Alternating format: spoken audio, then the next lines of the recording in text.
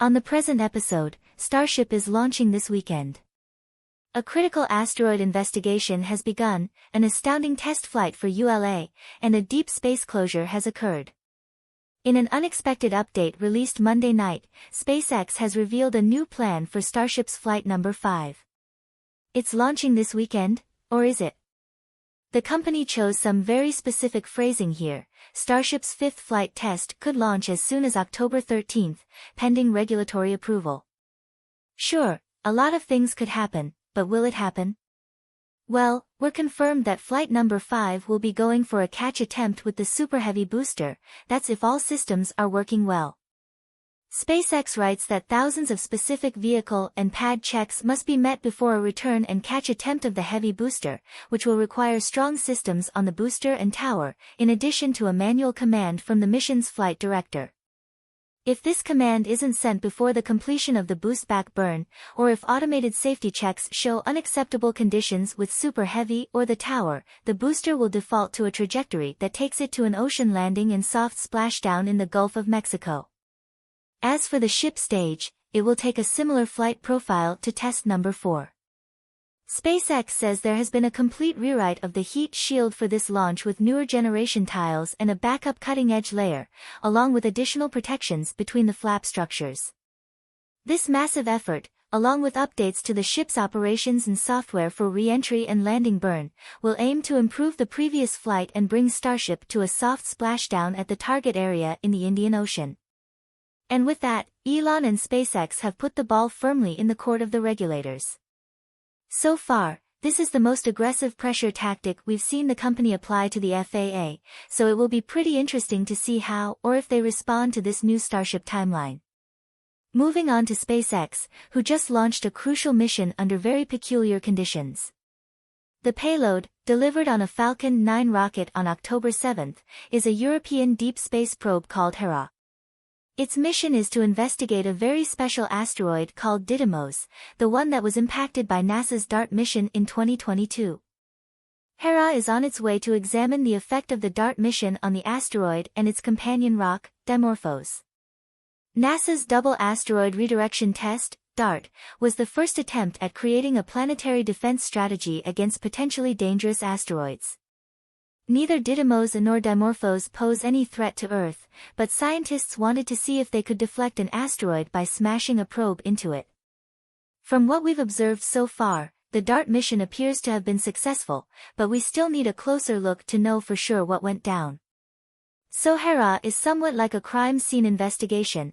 It will study the current state of Didymos and help us understand what the rock was like before the impact compared to afterward. This particular asteroid was less of a solid rock and more of a big pile of rubble held together by gravity. Just to get a quick sense of scale here, Didymos is about the size of the Great Pyramid of Giza, and the DART spacecraft that hit it was about the size of a refrigerator. It was also traveling at more than 22,000 kilometers per hour, and the impact happened 11 million kilometers from Earth. While the launch on Falcon 9 seems to have been a complete success, it occurred amidst several unusual conditions, both natural and man-made.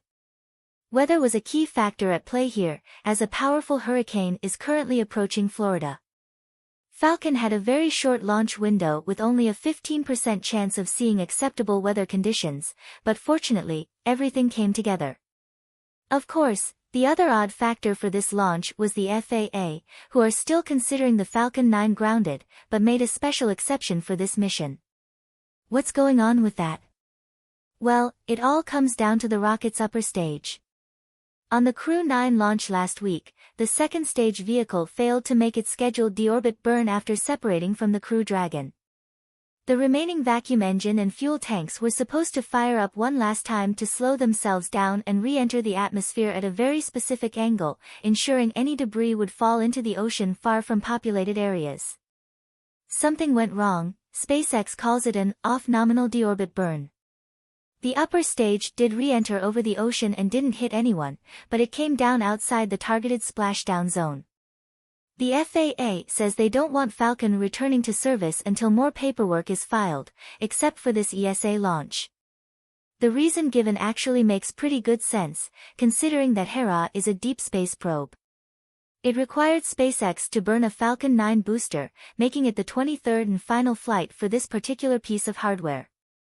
Beyond that, the second stage had to deliver Hera to an interplanetary transfer orbit, which puts the SpaceX vehicle so far away from Earth that it's not coming back, so there's no risk of the same issue from the previous flight being repeated.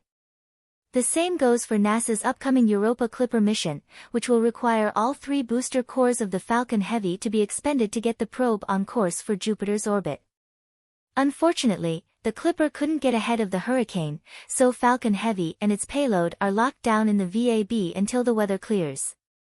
That launch window will remain open until November 6th, so it shouldn't be anything to worry about. Speaking of off-nominal engine burns, though, check out this brand new rocket from ULA, having a major second test flight. Just 37 seconds after liftoff, ULA's Vulcan Centaur rocket experienced an unexpected anomaly with sparks and debris erupting from one of its solid fuel side boosters. Considering this was a mission designed to certify the rocket for national security launches, that's probably not what Space Force was hoping to see. As the rocket moves past the cloud layer, we can see some excess flares escaping from a vent just above the engine nozzle.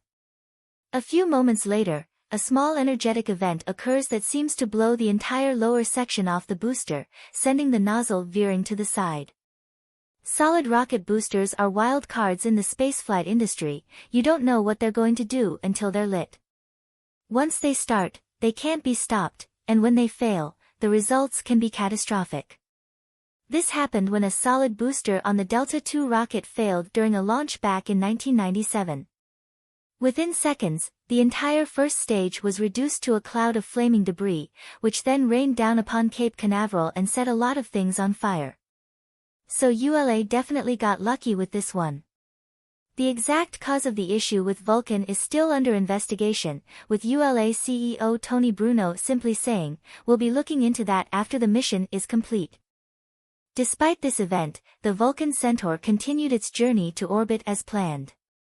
Both side boosters burned longer than expected, jettisoning 20 seconds later than initially scheduled. The main B-4 engines then carried the rocket further through the lower atmosphere before shutting down and releasing the first stage into the Atlantic Ocean. The upper stage, known as Centaur V, took over from there, successfully completing a 2-part engine burn, demonstrating its ability to restart in orbit, which is critical for missions with complex orbital trajectories. This demonstration was essential, given Vulcan's upcoming role in delivering high-priority payloads. To achieve certification, Vulcan needs to prove both reliability and versatility. This latest demonstration may have shown versatility to some degree, but scoring perfectly on reliability is another story. This flight follows Vulcan's maiden voyage in January, which went perfectly smoothly and delivered a lunar lander into space.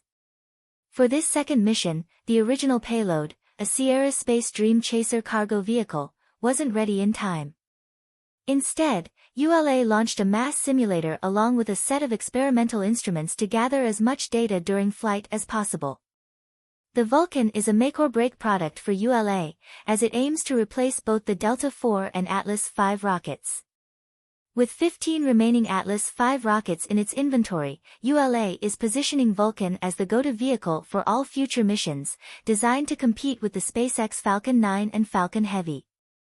To date, Vulcan has secured over 70 missions before its first operational flight. The competition for military launches is intense. In 2023, the U.S. Space Force awarded contracts worth $2.5 billion for 21 missions, split between SpaceX and ULA. ULA received 11 of those launches, valued at $1.3 billion. Given the high stakes, any anomaly, no matter how minor, could have significant consequences.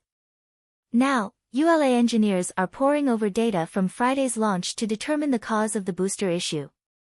Discoveries will illuminate future changes. Furthermore, possible impacts on the excess confirmation process, if effective, will allow Vulcan to be cleared to take on its next missions for the Space Force, booked for later this year. NASA has recently switched off one of Explorer 2's last logical instruments. This denotes a huge moment in the shuttle's long-term mission as its power supply lessens. NASA architects have shut down the plasma science analysis to save energy. This was not a simple choice. Explorer 2 is more than 20 billion kilometers from Earth, making each watt of force valuable. With this move, just 4 instruments remain functional to keep concentrating on interstellar space. The plasma science experiment has been a basic instrument for Explorer 2, measuring the density and direction of ionized particles.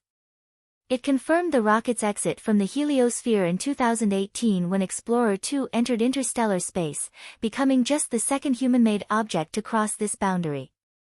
However, its direction in space and limited data collection made it a contender for closure. On September 26, NASA sent out the command through the Deep Space Network, requiring 19 hours to reach Explorer 2. After an additional 19-hour delay, the team received confirmation that the instrument was successfully shut down. The probe is working normally despite the change, and the mission team is closely monitoring its performance to prevent any potentially negative side effects. Explorer 2 launched in 1977 and is powered by 3 radioisotope thermoelectric generators, which lose around 4 watts of power each year. The team has been carefully managing its energy budget, turning off non-essential systems, and making adjustments to extend its lifespan. One key change was to adjust how Explorer 2's voltage is monitored, allowing them to squeeze a few more years of science out of this probe. While the plasma science experiment is now offline, Explorer 2's 4 remaining instruments are still gathering remarkable data about the region beyond our solar system. This includes a magnetometer, a cosmic ray detector, a charged particle instrument, and a plasma wave subsystem, which can measure plasma density even without the now deactivated instrument. The team predicts that Explorer 2 will be able to continue returning valuable science data with at least 1 instrument until the 2030s, marking the final phase of humanity's longest-running interstellar exploration.